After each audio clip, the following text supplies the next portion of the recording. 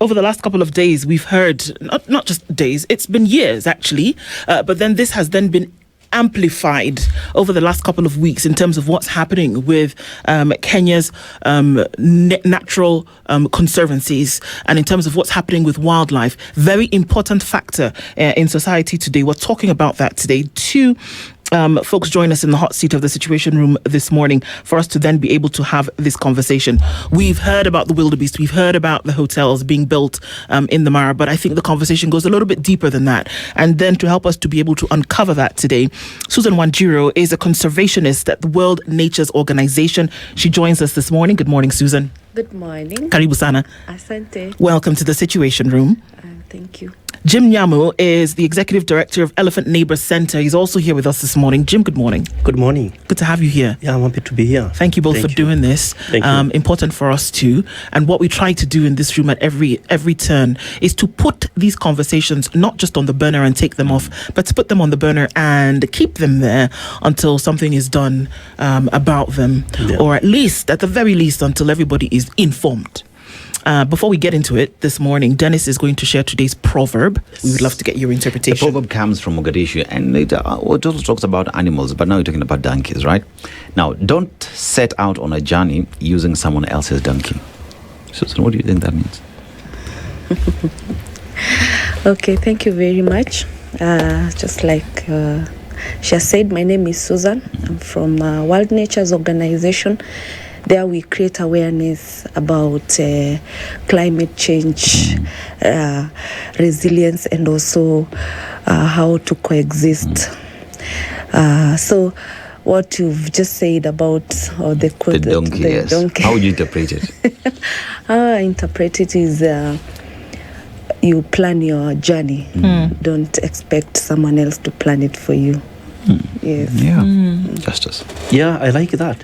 I always ask people, if you are given an opportunity to come back in this world in form of an animal, which animal would you choose to be? And it happened that my favorite animal is the one that you're giving proverbs, the donkey. Oh, okay. We actually all donkeys, in a way. That's why we have to no one should set a goal for everyone. Donkeys, actually, if there is a way you can put the entire buildings together, and donkey will carry. So actually, as Susan says, it's very simple that you have to identify your own path. I am a believer of establishing my own path. You know, here in the KTN, when you were just discussing about the path that you have created, you have to follow that path for some reasons. Well said. Kabisa. Well said. Let's look at what's happening to the west of Nairobi, in the Mara. And this has come to light when obviously the pictures that made their way into a lot of socials of the wildebeest following what would be a normal natural migratory path were met by fences and walls. And so this screamed one thing, that we do know that within the Mara Conservancy that there are hotels, there are buildings, there are camps, there are sites where people can go in and, enjoy the wonder that the Mara is. But never has it been like this. Why should this surprise us that it's happening at this time and that it's not been there for very long? But why should this surprise us that we see wildebeest in their numbers trying to shove up against the wall, which was not there before? We'll start with you, Jim. Thank you so much. I am so delighted that we are discussing this. I will not call the elephant in the room. I'll take care of the elephants. Because we've been discussing these things quietly, and I want to say thank you so much, Kitty and Spice, for giving us these. We never ask you to give us an opportunity, but you called us. That one thing shows that you matter most. I've been in conservation for the last 25 years now, and the issue of Mara is basically a thorn in flesh. I would put that into first understand, is Mara a national park? Masai Mara is not a national park. It's what initially used to be called a game reserve or a national reserve. It is manned by the county government responsible, and this is the county government of Narok. However, Kenya Wildlife Service, I'm a honorary warden for Kenya Wildlife Service, and they look at the wildlife respective of where they are, and they also issues to do with regulations. But when it comes to the development of the park, It's not KWA's mandate to say build the hotel here or look at this thing here. To them, they look at the ecosystem management. Of course, they have to work with the county government. Now, this story of building the hotels, this is actually a replica of what is happening in our national reserves. It's very unfortunate, and when I mean unfortunate, is that 70% of the wildlife in this country, they're outside the protected area. Mara, as much as it is a reserve, it's not a protected so per se. National parks are purely protected. We have all our landscape where we have the highest number of wildlife. They are not protected. I mean Masai Mara, which hosts close to 3,000 elephants. And then Laikipia Saburu, which hosts the second largest population of the elephants, 7,000, is not protected. So the same thing that is happening in Mara is happening in Laikipia. Now Aboseri has now joined the wagon of non-protected area. Very soon, Aboseri had only 3 hotels inside, or 3 to say. Now, already they started now coming in. In fact, one is actually blocking the corridor between Arusha National Park and Aboseri. So what is happening in Mara? I was meeting the current ambassador of the Belgium in a studio somewhere, and he said when he came in Kenya, Mara had only one lodge. This is governor's camp. This is 30 years ago. Today we have more than 200 hotels, lodges, and camps. What has happened all of a sudden? We've started now, instead of looking at the ecosystem, we just want to build. This is what is called the haphazard plan.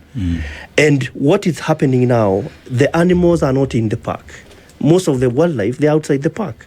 And when they're outside the park, where are they? In people's land. This is now what you call the human-wildlife conflict. So, the reason why all these things has happened is the poor governance, the leadership. Today Mara is very expensive. Looking at the trades of the wildebeest as they be coming for the last 5 years, they've been reducing in numbers. You've seen even people fighting the Tanzania, saying you are blocking the corridor. We are actually blocking ourselves. Tanzania has nothing to do with us. It is us blocking the path. And I think it is a high time we discuss this matter, whether one is going to agree, but at least at the end of the day, you've heard the problem is our management, particularly managing our ecosystem. There is always something called the management plan. Aboseri, we have a management plan. How many hotels should be within the ecosystem? Why do we put another one? That means we corrupt ourselves by ensuring Susan or so-and-so has more power to build a hotel along the corridor. We lost the Third River corridor from Tanzania. That one is gone. Now we have built another one, the Marriott Hotel. It's good to say these things. It has blocked. Who issued the license to block the wildlife? Do we give room? Do we understand the animal movement? Okay, so Susan, do we actually see? Because we can see pictures, but you know how people can say, well, you've seen a picture, but that's not actually the case. So maybe you can tell us that do we actually see that this particular hotel has been built in the migratory path of the wildebeest as they make their annual migration from Kenya going towards the Serengeti, Tanzania side? Do we see that there's a blockage of that path? With this hotel? Yes. That was not there last year? Yes, it's there. Okay. Also, you can see it through the animals' behavior. When they want to move, they tend to come where the community is. They're fighting for the resources that are there, the space, the land, and the water. So you can see, indeed, human, we've lacked, what do I say? We've lacked the boundaries. We don't know where to go and where not to go. So you find most of the time the animals will fighting back for their space. Where is the route, the traditional route they would use to migrate? So they know this route? They know. They don't forget? They don't. What do they go to do? It might sound like a silly question, but I'm going somewhere with this. What do they go to do in Tanzania, Serengeti, there? What do they go to do there? Because they migrate, but they come back. What do they go to do on the other side? Of course, they're going to to their normal routine where when this other side there is drought, lack of water, they will move on the other side to go look for the same. Yes. So this is a route they've used for a very long time. Then we have people coming up with lodges, like human development. Okay. So it's habitual. It's habitual. Yeah. Susan, okay. So when you talk about these migratory paths, let's just also ask a silly question, yeah? So these paths have existed before anyone. Yeah, sure. These have been paths for these animals for thousands and thousands of years. Exactly. We found them there, right? Yes. But when you talk about the development that is happening here, you look at the county government as is in terms of issuing licenses, as we've been told, right? But then again, when it comes to the construction of the same, we have other bodies now that belong now, one would say, to the government. So we have the NEMA, National Environment Management Authority, and there's something called the Environment Impact Assessment, right? Results that have to be given to look at how that would affect the environment, right? You have the National Construction Authority as well, who have to ensure that these buildings, whatever is being put here, is of structural, is of sound structurally, right? And this would mean the government knew. We cannot say that the national government would not know that this is happening, because NEMA is a national government body, right? Now, we have seen an executive order here that this morning that was given. It's a presidential directive that would allow JW Marriott to be installed there because of its economic benefits to the Republic of Kenya. And one would ask the question, if we are putting up a facility in terms of economy, but we lose the very animals that we want to see by putting these animals there, are we shooting ourselves on the leg? What are we doing to these animals, and what are we doing to that tourism that we want to cash in on? Yeah, that is what is happening, sadly, because I tend to think that in Kenya, even the bodies that are supposed to be doing what they're supposed to be doing, they're not per se independent. And we find that there are people who, with power and everything, they would want to push their own agenda. Like the investor who is coming, he's told that he's coming to invest for the benefit of our country or the community living around Mara. At the end of the day, we are not going to see that. We are not going to see the benefits that will go back to the community. It will just be a few people benefiting, and that's it. So as it begins, we'll have discussions, we'll be forced to see the point of why this person is coming to do whatever they are doing. But at the end of it all, it will just be damages. We're going to continue having these issues, discussions here and there, but I don't think there's something that will happen. Jim, we look at KWS as well, that is there to look at the welfare of these animals. That's their job pretty much, to ensure that these animals maintain their path, how long this path will be there, and however long KWS will be there, right? But you look at statements that come from these bodies, these animals are confused. These paths, there are so many shepherds. There are so many shepherds. People are just chasing them all over the place. Do we have a body that understands its role and its purpose? Thank you. As I said earlier on, the role of KWS, and you can actually see I mentioned about 3 very important ecosystems in Kenya: Samburu, Laikipia, Amboseli. They all, in terms of registration, they are not in KWS herds.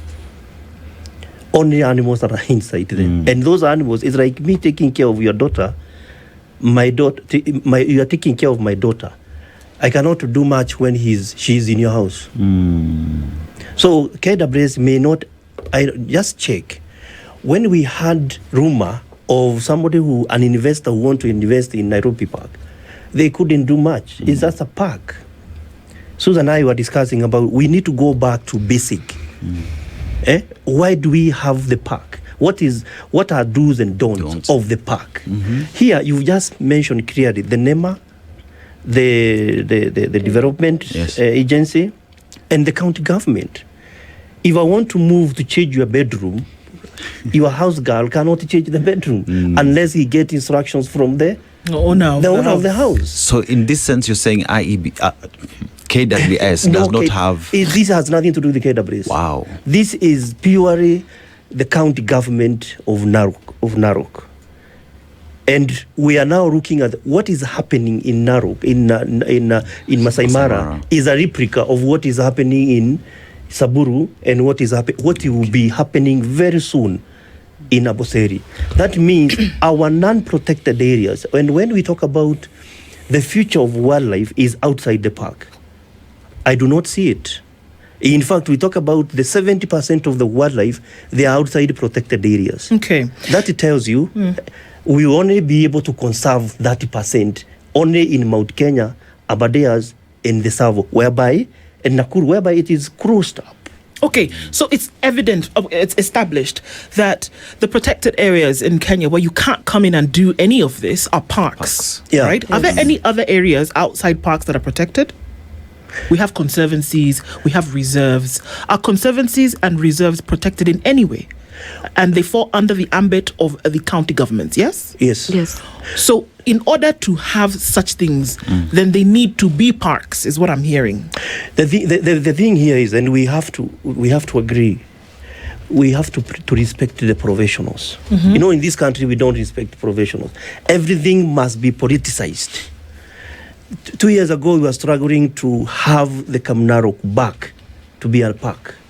5 years ago, we were discussing to have Lewa Down, not the Eland Downs, a land that was left by Moi, to be added into the national park. People refused. The local people refused.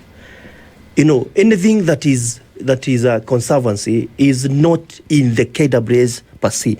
They form the Kenya Wildlife Conservation Association, the KWC, and they have their independent director.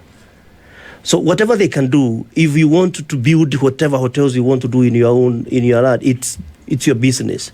But anything that is within the park, one, there must be an audition case. Like for instance, for you to do an assessment, there are research and monitoring that are done in the park. That's why we can tell you how many zebras or rhinos can we put in a certain park. There is always the species analysis. But for this case of Mara, we depend on, in as much as the Wildlife Research Training Institute in Naivasha, which was the KWS before, would do research, they can do research and hand it over to the county government. But after that, will you implement? So, sorry, I tend to get confused about these things. So this is for both of you. So if parks are protected areas, right, and the arbiter over these parks is KWS, right, and if we see a hotel being built in the Mara, which is a reserve, so it doesn't have the protection of parks, right? Yes.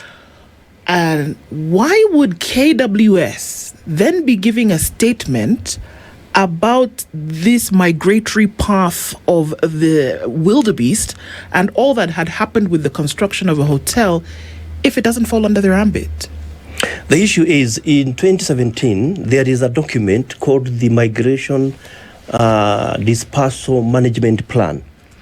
This is a document showing all the movement, the migration patterns. Remember, the other side of the Tanzania Serengeti is not a reserve. So KWS at some point must come in Mara because they are dealing, the Mara, these are two entities. Here is the county government and the other side is the national government, the park concept. They can only issue that statement based on the understanding of dealing with an institution, the other side.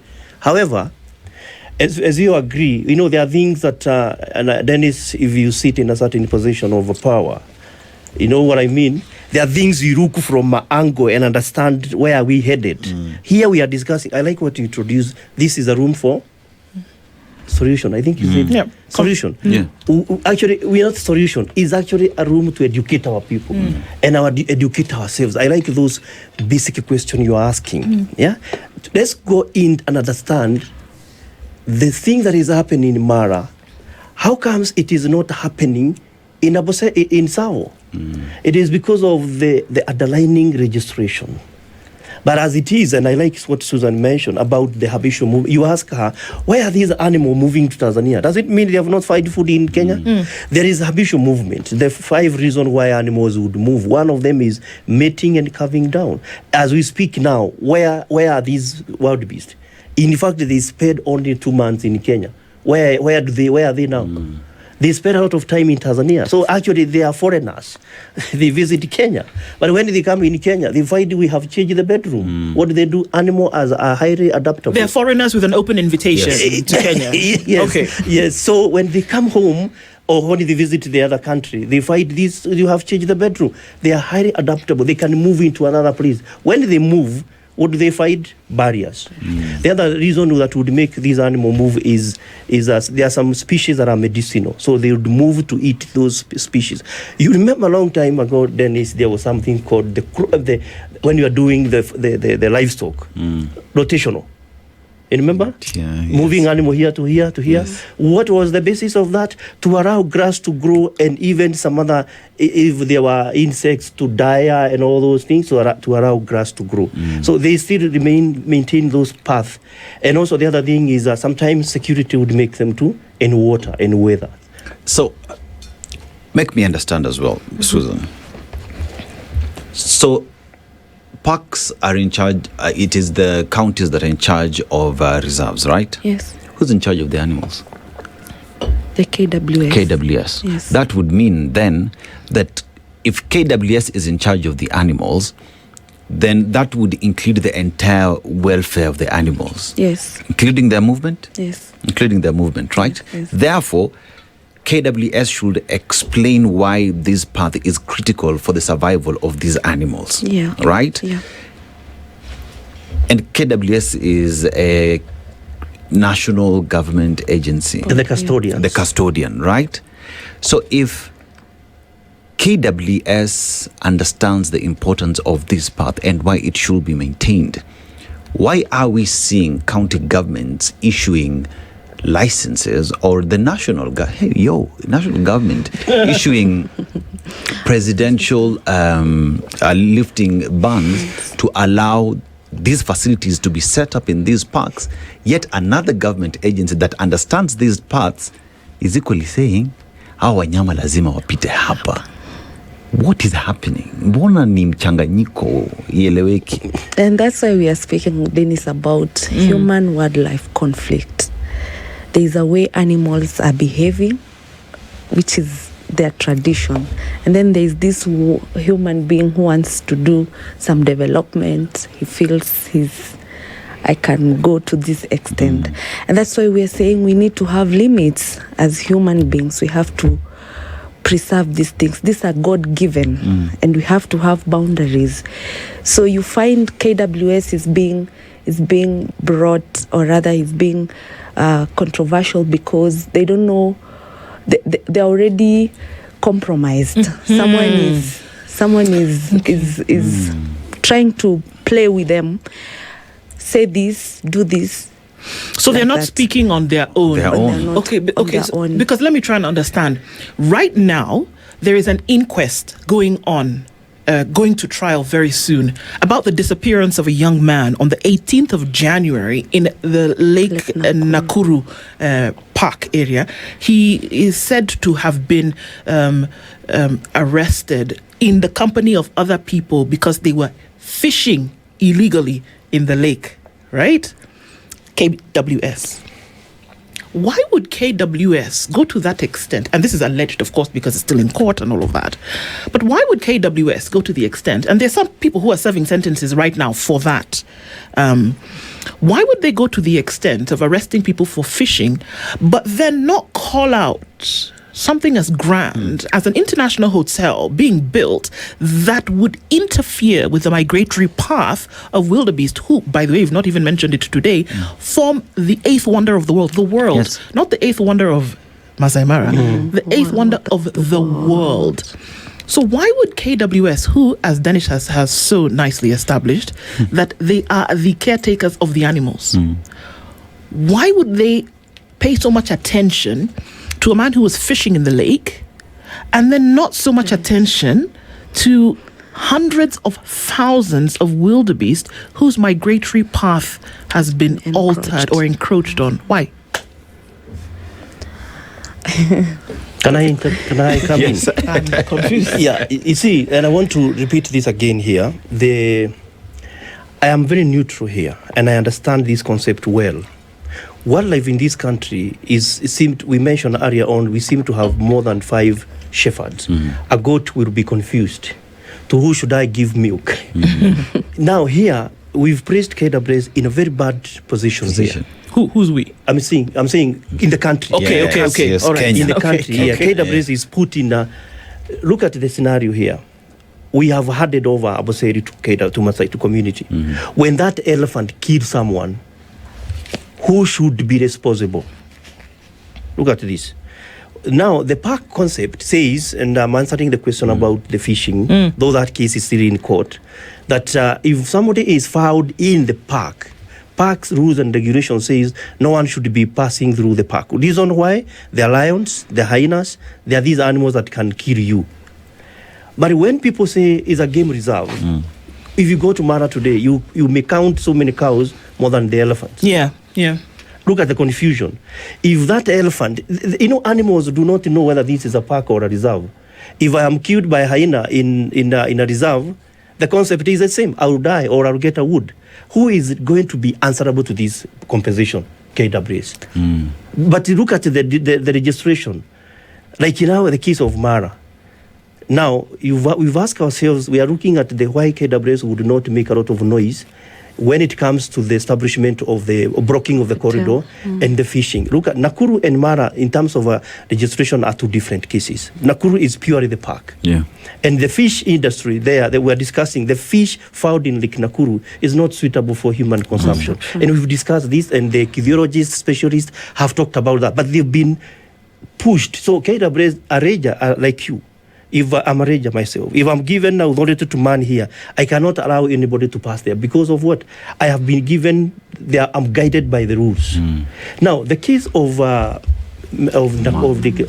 Masai Mara, it is basically, and I said earlier, it is beyond KWS.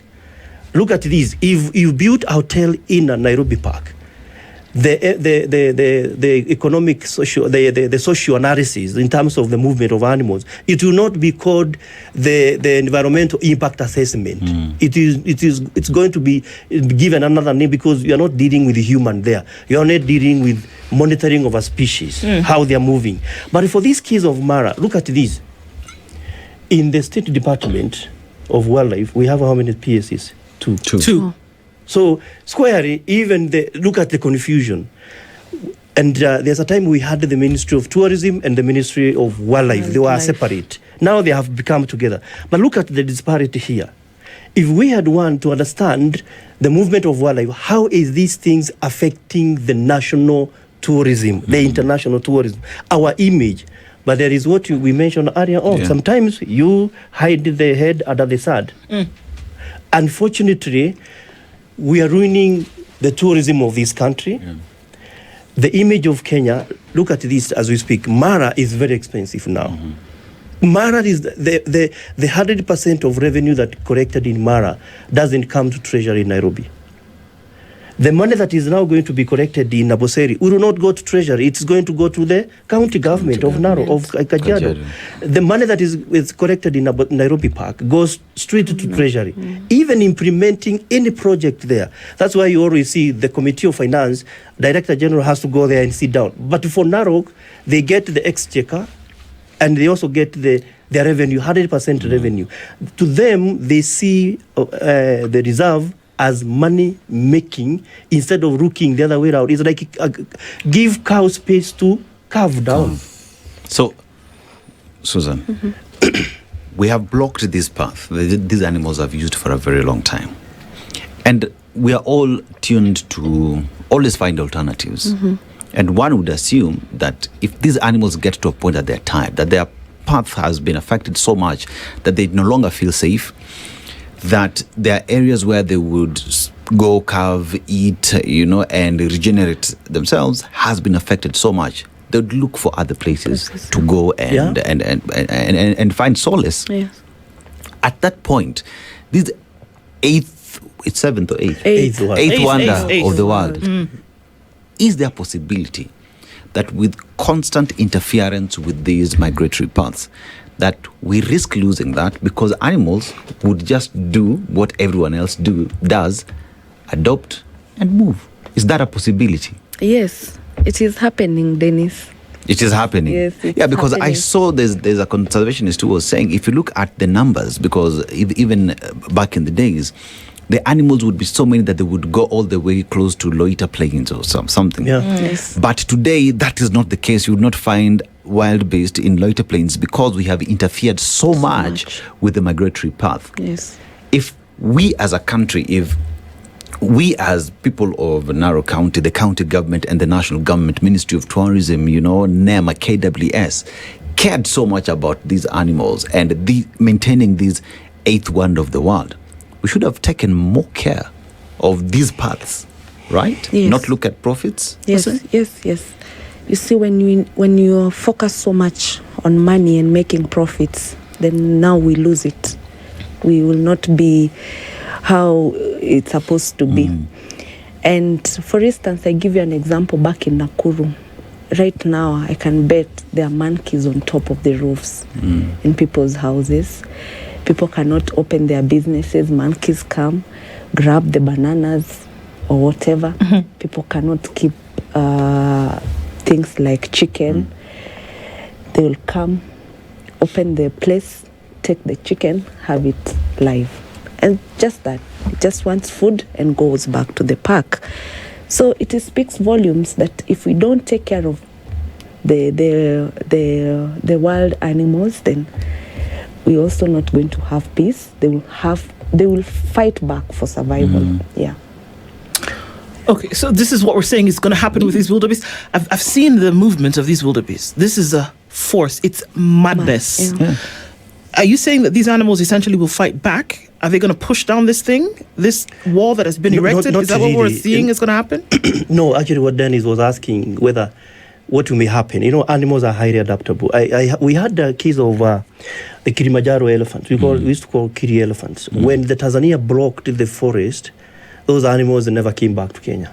And completely they started now going down to Arusha National Park. And they would go to Arusha National Park, Kilimanjaro. It is more likely that as time moves, because we've already blocked the eastern part, the Sad River areas of Loita, they cannot move to the other side, the other side of the western side of the river. So what will happen? Maybe they may identify Manyara as another, they could probably be going Another to path. Manyara, Tanagire, Gorogoro. They concentrate much on if you look at the analysis of the statistic that was done in 2016 of the wildlife in this country, you can tell actually we don't have so many wild beasts. So we actually denying ourselves this national cake. And the other thing is not when we say wild beasts are moving. Remember, the other animals are also moving with them. The zebras. The zebras, there are also other species, the below the knee species, even the caracals, because when the wild beasts are when they are moving, you can imagine how many wild beasts are giving birth. There is a certain disease that comes, the Marigina catarrh, because of the placenta.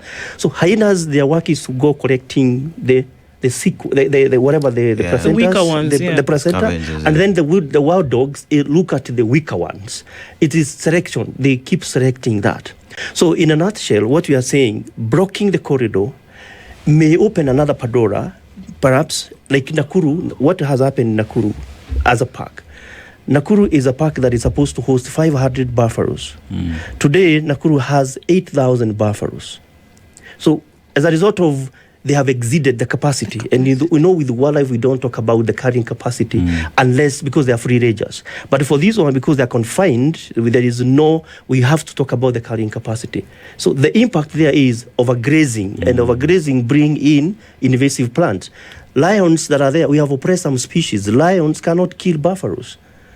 So we now have a problem because hyenas there are actually celebrating. Buffaloes there cannot be killed by anything.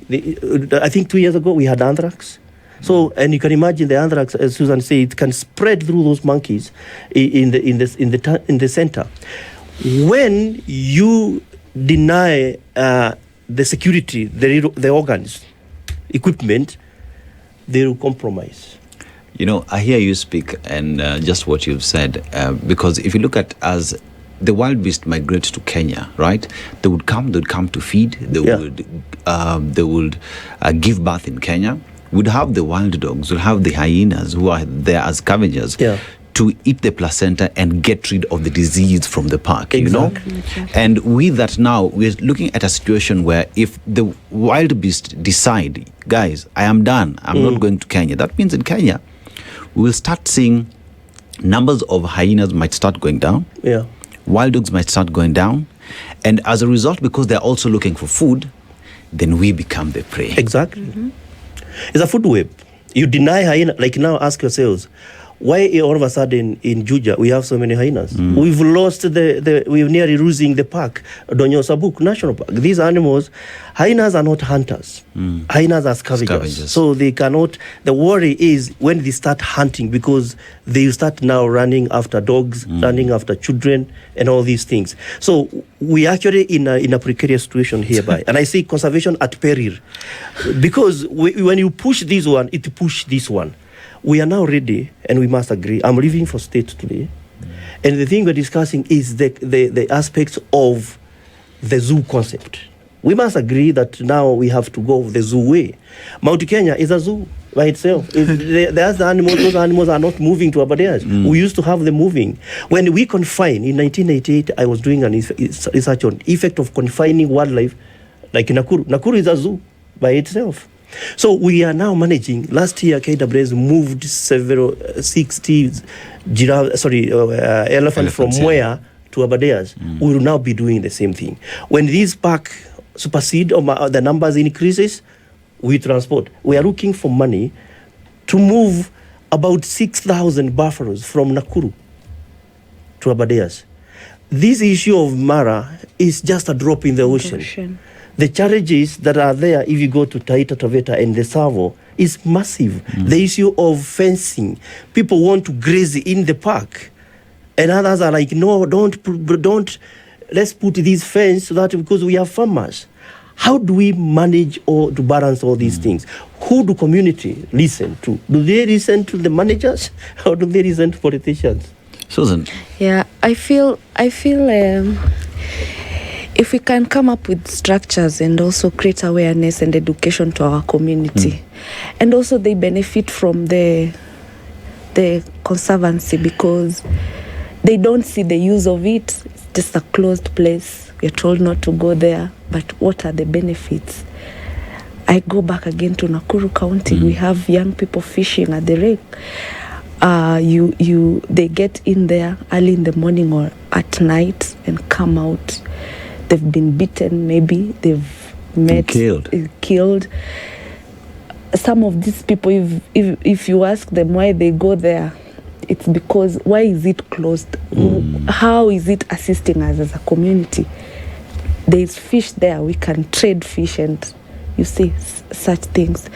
So even we go to an extent, I had a discussion the other day, people are discussing that the lake should be cleaned and be allowed, and people allowed to fish. But is it the right thing to do? No. So we need to create awareness on the importance of having to protect our natural resources. These are God-given. It's not something just we created by ourselves. There's a reason why God did that. So we need to protect it. And it's possible for human and animal to coexist without interfering to each other. Jim, are we the worst species on the face of the world? I always ask, I create awareness by walking. Yeah? And when I ask people is that between human being and wildlife, who came first? God says it created people first. So. No, we were the last species. We were the last species to be created. And God's mandate was take care of the animals. Yeah. So, and there is a verse in the Bible. I love that verse. Psalms 103, whereby it says, when you come together and agree on one thing, I do what? I command blessings. Yes. Where the blessings are being commanded, what else is there? Curse. Will probably be God commanding curse to us because we've refused to agree on something. I want to tell you something, Dennis and my sister here, that we do not have to protect our parks just because of tourism. By the way, tourism, we do not conserve as Kenyans. We don't conserve these animals for, let me see, for Muzungu. There are other benefits. And these benefits will probably include the carbon credits. We must start exploring about the carbon credits. The other thing is biodiversity credits, ecosystem service payment, conservation tourism levies. This one comes, like now, for instance, if I'm inviting you in my house, I must first ensure that the compound is clean, you have enough food, before I even receive the gift that you brought me. But I cannot concentrate much on the gift that you are bringing. I like what Susan mentioned about our awareness. Our community, the case of Nakuru, during the establishment or whatever, fish in Nakuru is not suitable. But where else can we get fish? Lake Naivasha. Lake Naivasha, it's the place you can fish day and night. But this lake has actually broke the wall and has come to my compound. What should I do? Just fish. But now, at the concept of fishing, where are the authority that should tell us, anything comes. Climate change comes with benefits or disadvantage and advantage. We lost flamingos in Nakuru and in Natron and Magadi. But in Boseri, a place we had flamingos in late 20s. They are there. So it balances. Now, the fish have come to, like in those areas of Kwaroda, they have fish. So what should the authority tell us? Please, before you start fishing, let's first check whether this species is good for us. Maybe we could be ignoring this, and the next, maybe that years, we have cancer and other disease. That's why we have to create awareness, and we need the authority. The fisheries, they need to come out seriously. The county government, let us not feed people with poison. Yet because we need them. We may not need them. We may be saying we need them, but they soon we may be having voters who are sick. Okay, so what I'm hearing, and then maybe Susan, you can add to this as well, is that, so what has been brought to the fore is this whole wildebeest thing and how it's, of course, it's a pain point, and folks are saying, bring down the hotel. I like your commitment on the wildebeest. Yeah. And hear me, what I'm saying is that is what has come to the fore. But from this conversation, that's just the tip of the iceberg. Yeah. That there's a lot in terms of Kenya's conservancy or in terms of Kenya's natural resource that is actually not being taken care of. And that's why something like this migratory path whole fiasco can go and slip under the radar. Because if we were paying attention and really focusing on these things, then something like that would not have passed through so quickly. True, Susan? Yes. How better then should Kenya be taking care, in addition to what Jim has said, how better then should Kenya be taking care of its resource, this thing that is revered around the world for them to want to come and put a hotel in the thing in the first place? How much better should be taken care of? Because I'm trying to imagine that Kenya would go to one of its development partners, say in the UK, or go to the US, and want to set up something in one of their national parks, and everybody would be okay with it. I doubt that would happen. But how better can Kenya take care of its own resource? Okay, like we've said, we just have an awareness of the importance of having the wild beast and the conservancy processes. Because if we don't do that, then we are sitting on a time bomb. And I'm still insisting, there's a reason why God did what he did. And like what Jimmy has said also is, let us have boundaries. Let us know that it's our own responsibility to take care of the parks and everything. I would add by saying I like what we do. Have we lost hope? And what should we do? I would maybe summarize and say, we need the strong governance. Strong governance, people who are committed. We must be first sincere. Let's be sincere ourselves. Why are we conserving this? We are conserving this for the next generation. I came with my daughter, and she wants to see these animals that we are conserving so difficult and so hard that are conserved. We must be sincere to ourselves. Then the other thing is that we must have transparent benefit sharing. If there is benefit that is coming from wildlife, let's do that with transparency. KWS sometimes back had 60-40%. The 60 would go to the national government, the KWS, 40 would go to community with clear arrangement. But everything now changed. The entire money goes to the treasury. The other thing is land use planning that respect wildlife corridor. We must, it is there. We must be committed to that land use planning. And the other thing is continuous scientific monitoring. Like the way I'm mentioning Nakuru, how it is, look at the species movement and all these things. And the other thing is, which is fundamental, meaningful communication and engaging community properly. And when we mean community, we engage churches, mosque, everybody, including our politicians, our MCA, the chiefs, everybody. Let's first understand, particularly the people who comes from let's say Lake Nakuru. Without this Lake Nakuru, can we survive? What are we going to lose if you are to lose Mara? Let us not first focus on these few things here. Let's be and live 100 years instead of 5 years. We must have a long-term plan for this country. And the other question is a fundamental I always ask: to who are we conserving these wildlife to? For who? And for who? Are the people who, those who, are they concerned that we are concerned about their survival? Those are fundamental questions, and we must be bold enough, and I want to say thank you, KTN. Let's continue this discussion. Let's engage. It happens sometimes in Malpai. I visited Malpai in California. These guys, what happened is they were the local Masais. They subdivided the land. Then they realized it is so difficult. They had to amalgamate the land. They came here. We took them to Magadi. I love Magadi. Shompole is a place where you find serious conservationists, locals. Let us learn, not from the mistake. Or we made a mistake long time ago. Let's look for the best practice and move on. Absolutely. I mean, this started out as a conversation as why has somebody plonked a hotel in the middle of the Mara? But then it's clear that there are many resources that Kenya has that must be taken care of by all parties that are involved, whether it is the service, whether it's county government, national government, community, and I think, whatever the case may be, and all of us as well, so that it can be left to somebody in the years to come. Thank you for being here to have this with us, and we look forward to more.